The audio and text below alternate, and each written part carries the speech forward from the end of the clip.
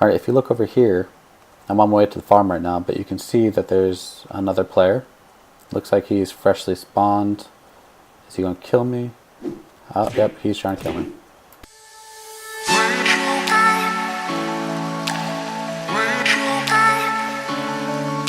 Hey guys, I'm doing a review on the game Unturned.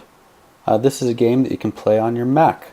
I'm using a MacBook Pro with Iris 6100 integrated graphics card. So pretty much anybody with a MacBook Pro can play this game. This game is a lot like Minecraft mixed with Rust. So it's basically a survival first-person PvP game on a server with many other players. A lot like Rust, people tend to kill you the moment they spot you. I guess it makes sense because they think that you're going to kill them too. It's just the game culture of these games. So it's kind of difficult to get items and keep them. It's also harder to build a shelter like it is in Rust. In Rust, you can immediately start chopping down trees. With the rock that you have, you can get materials, build a shelter pretty quickly. In this game, you need to find items spread throughout the world, and then use those to start building your shelter, which takes a little bit of time, especially if players are trying to kill you. Now, I'm going to get to a village down here. Alright, I've gotten to this village area. As you can see, there are a few zombies here. Now these zombies show up in different parts of the world that have buildings, and they're pretty easy to kill. Like, they're not a challenge. You kind of need to punch them between their attacks, and then you'll eventually kill them, and then you get experience. This experience is really useful for upgrading your character. As you can see here, you can level up your character much like an RPG with a perk system, and get faster, do more damage, swim better. You can also heal faster with food. There's a whole fleshed out survival mechanic in this game where you need food and water to survive. It's not as unforgiving as other games. Now this game, your food and water, they don't go down drastically. You don't starve to death super fast like in other games of this genre. But in order to fully heal up, you need to have the food and water at 100% pretty much. Now that can be difficult because you can find food throughout the game at these different places like corn, candy bars, etc. But, oh, tape. But you need to eat a lot of it to stay at 100% in order to heal up. So as you can see right now, I have 89% health, and that won't go up until I eat some food. Now let's see if I can find some food in this, looks like a hotel. And there's a zombie chef, let's kill him. Now, when you do get hit, zombies do a lot of damage. As you can see, I'm already down to 44% health. Now, that's not quite an issue unless you're getting mobbed and you're not paying attention. Like, for example, then I'm going to die. Alright, so when you die, you can either respawn at a home location, which is wherever you have a sleeping bag. I don't have a sleeping bag in this server. Or you can just spawn at random. So when you spawn at random, you start back at a beach, and then you look around. I see a farm over there, so I'm going to go over there.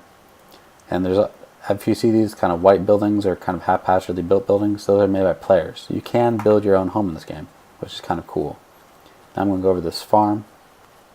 Alright, I've got to this farm, and we can see some zombies. Now there's an interesting system in this game. You can sneak up on these zombies by crouching or crawling or just walking slowly. Let's just walk slowly and not run up to this guy. Oh, he's facing me, so he'll probably notice me. So if we can get behind him, you'll notice that he doesn't really react. Now this is a neat feature for a survival zombie game, which I like. See, doesn't even know I'm here. So we can just hit him. If I get a melee weapon like an arrow, that's good to have. Alright. There's lots of different weapons. There's machine guns, there's crossbows, there's bow and arrow. There's bats. Apparently there's a sword in this game. I've never found it yet though. So, and when you start off the game, you don't have that much inventory. You need to pick up clothing and a backpack to increase your inventory size. Items work in this game kind of like other games where they use certain slots. So let's look at the item. So like an arrow takes 2 slots in your inventory. Now a crossbow might take 6 or more. So, oh, here we go, a paddle. Now I'll be able to hit a zombie with this paddle and do more damage. These laying down zombies, they are harder to kill than one standing up. Alright, so this paddle will make short work of this zombie. See, only 3 hits instead of a lot more. I should have enough experience now. Oh.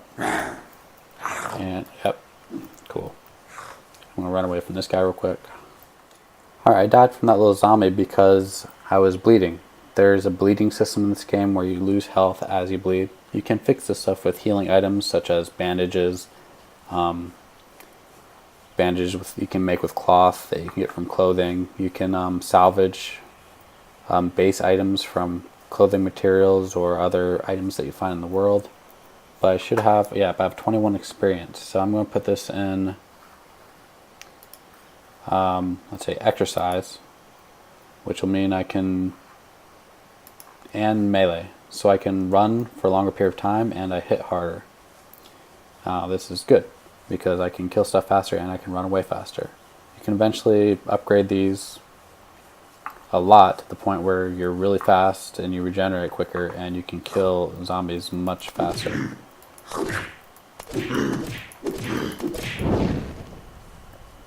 And I'm going to die again, of course. So in a nutshell, that's the game. It's pretty unforgiving. You just need to run around, find items, hope you don't die, and in the process, you can eventually build a house and make that your home and have a good time. So this is a game that you can play on Mac. Alright, please subscribe and I'll see you next time. Bye!